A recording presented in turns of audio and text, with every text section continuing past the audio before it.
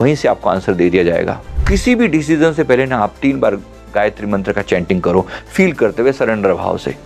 Really ये जो divine हमें छवियां दिखती हैं, हमारे देवी देवता दिखते हैं, ये क्या मैसेज देकर जाना चाह रहे हैं आपको, अगर वो सिर्फ आपको दिखाई दे रहे हैं? एक लाइन तो सीधी पकड़ो कि हम सदा तुम्हारे साथ हैं, तुम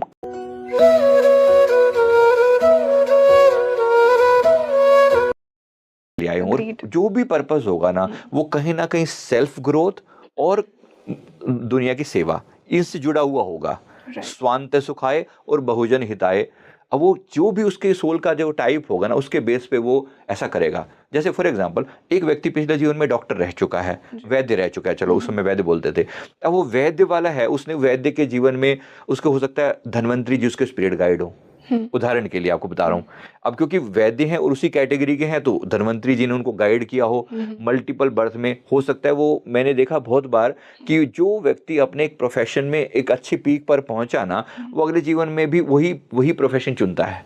हाँ सर, ये मेरा भी एक बहुत बड़ा सवाल है कि मैंने भी बहुत जगह सुना है और पढ़ा है कि मान लीजिए कोई एक वॉरियर सोल है एक जन्म में, तो मल्टीपल लाइफ टाइम्स में ना वो वॉरियर ही बनेगा, मल्टीपल लाइफ टाइम में वो टीचर ही बनेगा। क्या एक जन्म में वो जर्नी पूरी नहीं होती है? नहीं, जरूरी नहीं है ना उसकी लर्निंग पूरी ना हो, कभी कभी दूसरे जन्म भी होते हैं। अच्छा, है ना, अलग अलग लोगों के अलग अलग टाइप के जन्म भी होते हैं, क्योंकि सोल पर्पस भी मल्टीफोल्ड होते हैं।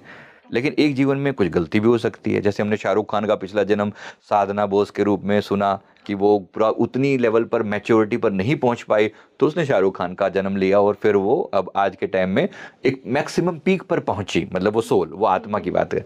अब सिमिलरली मेरी सोल का अपना एक पर्पस है, आपकी सोल का अपना एक पर्पस है कि आप यहाँ पर जो इस जीवन में, जो पहले के जीवन में आपने कुछ अचीव किया, तो वो सब कुछ नहीं कर पाए जो कर सकती थी, जो पोटेंशियल था। अब मेरा पोटेंशियल था कि मैं 10 करोड़ लोगों के जीवन में पॉजिटिव चेंज लेकर आऊं, लेकिन एक जीवन में 1 करोड़ लोगों को ही कैटर कर पाया मैं। है ना, मेरी नॉलेज उतनी थी या मेरे समझ उतनी नहीं थी या मेरी एनर्जी उतनी नहीं थी या मुझे अपॉर्चुनिटी वैसी नहीं मिली, तो जो भी था उसके बेसिस पे मैंने जितनी भी ग्रोथ किया उसके बेसिस पे परमात्मा बड़ा दयालु है और स्पिरिट गाइड भी उतने ही दयालु होते हैं। क्योंकि कोई जाहिर सी बात है, जो स्पिरिट के लिए गाइड जो बैठा हो, जिनको बिठाया गया, सोचिए हनुमान जी की सोल कितनी डीपली कंपैशनेट सोल होगी। है ना, जाहिर सी बात है भगवान शिव जैसी महाशक्तियां जो हैं, जो सबके हृदयों को झंकृत करने की ताकत रखते हैं, कितनी दयालुता कितनी करुणा होगी उनके अंदर। ऐसी जो दिव्य आत्माएं होती हैं, वो क्यों नहीं चाहेंगे कि हम सब सोल्स अपने मैक्सिमम पोटेंशियल पर पहुंचे। अब मेरी सोल के अंदर इनफाइनाइट पोटेंशियल है, लेकिन उसको गाइडेंस भी तो चाहिए ना। वो जो गाइडेंस जो देने वाली शक्ति है उनको स्पिरिट गाइड कहा जाता है। अब देखो, जिसके साथ आपके दिन को बहुत डीपली कनेक्शन फील होगा ना, और परमात्मा कहीं ना कहीं, जैसे मान लो आपका जन्म भी ऐसी जगह पर होगा, आसपास में कोई शिव मंदिर होगा, हो सकता है आपके पिछले जीवन के गाइड भगवान शिव रहे हो, आपको शुरू से कहीं ना कहीं उनके साथ जोड़ दिया जाएगा। बचपन से ही एक वो कनेक्शन फील होगा और किसी ने आपको बताया भी नहीं होगा कि आप इनकी पूजा करो, अचानक से वो आपकी लाइफ में आ जाएंगे। राइट, और वो अचानक कुछ नहीं हुआ, ये समझिए। है ना, ये सब प्री प्लान्ड है। आपकी सोल ने कभी ना कभी ये मांग रखी होगी कि प्रभु मुझे गाइडेंस देते रहना। जब आपने झुकना सीखा, मतलब जब भी आपने प्रार्थना की हो ना, परमात्मा ने एक वायदा होता है, एक प्रॉमिस होता है, तुम जब भी याद करोगे मैं आई विल बी देयर। और ये जो प्रॉमिस है ना, बड़ी बड़ी कीमती है। इसलिए मैं कहता हूँ, अगर किसी को भी गाइडेंस नहीं मिल रही ना, मैं सबके लिए बोलता हूँ, सुबह अमृत वेले ब्रह्म मुहूर्त में उठकर सिंपली हाथ उठाकर परमात्मा के सामने कि ही परमेश्वर, ही परमात्मा, मुझे गाइडेंस दो। मेरी सोल रास्ता चाह रही है, कभी कभी मुझे रास्ता नहीं मिल रहा। जैसे आपके दिल से प्रार्थना निकलेगी ना, मुझे 1000% गारंटी है डिवाइन लाइट आपके जीवन में जरूर उतरेगी। ये उनकी ड्यूटी बन जाती है कि इसने मांग रखी है, तुमने पूरी क्यों नहीं कही। ये उनकी भी ड्यूटी बन जाती है, ऐसे पेरेंट्स है ना, बिल्कुल, हम उनकी तो भी ड्यूटी होती है। हम तो बच्चे हैं। तो माता पिता को जरूर आता है, उनका दिल पिघलता है। बस ये जरूर है कि हम प्रार्थना करना सीखें। पहली चीज है प्रार्थना। प्रार्थना जैसे हम अपने ईगो को छोड़कर झुकना सीखते हैं ना, हम अलाइंड हो गए, सरेंडर हो गए। है ना, जिसके दिल में ये चीज क्लियर हो गई ना, उसको फिर डिवाइन गाइडेंस मिलनी शुरू हो जाती है। अगर किसको 1% भी डाउट हो कि मेरे स्पिरिट गाइड कौन है, तो आप चिंता मत करें कि जरूरी नहीं है कि आप किसी को भी पूछेंगे ना, आपको एनर्जी वहीं से मिलेगी, ये मेरी गारंटी है। सर, मेरा अगला सवाल यही था कि कुछ लोग ऐसे हैं, डेफिनेटली उन्हें ना ये क्लियरली एक कनेक्शन फील नहीं होता है किसी भी देवी देवता से, या उनकी लाइफ में नहीं वो दिव्य कृपा उन्हें महसूस होती है, तो उन्हें कैसे पता लगेगा कि उनका स्पिरिट गाइड कौन है? ये जरूरी नहीं है, मैं फिर कह रहा हूँ कि मल्टीपल भी तो गाइडेंस हो सकती है ना।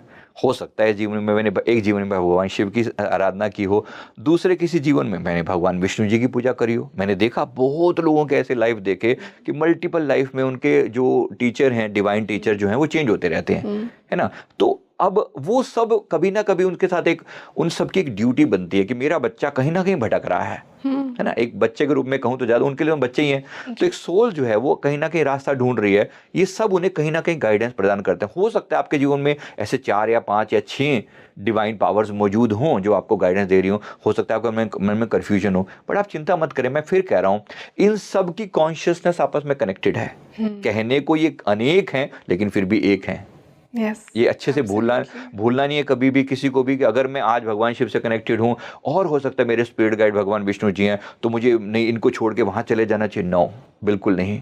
आप यहाँ झुके हैं, यहीं झुकिए। श्री विष्णु जी को भी आना होगा, शिव जी के रूप में अपने आप आगे तुम्हें गाइडेंस देंगे, इसकी चिंता मत कीजिए। बिल्कुल। आपको झुकना सीखने की कला सीखनी है, बस ये याद रखिए। जहाँ सर झुकेगा ना, उसको आना पड़ेगा, अपने रास्ते आपके लिए खोलने पड़ेंगे। ये परमात्मा का प्रॉमिस है। इसलिए इसके पीछे ना पड़ने की जरूरत नहीं है कि मेरे वाले कौन है, और अगर ये हैं तो ये इनसे मैं डिस्कनेक्ट होता हूँ, उनसे को पकड़ लूँ, नहीं, जरूरी नहीं। आई थिंक सर हम ना भगवान को लेके भी हमारे अंदर एक ईगो आ जाता है कि ये सुप्रीम है, ऐसा कुछ नहीं है। इट्स द सेम एनर्जी ना, बिल्कुल सेम है ना, बिल्कुल सेम। बस आई थिंक मेरा एक बहुत बड़ा सवाल था और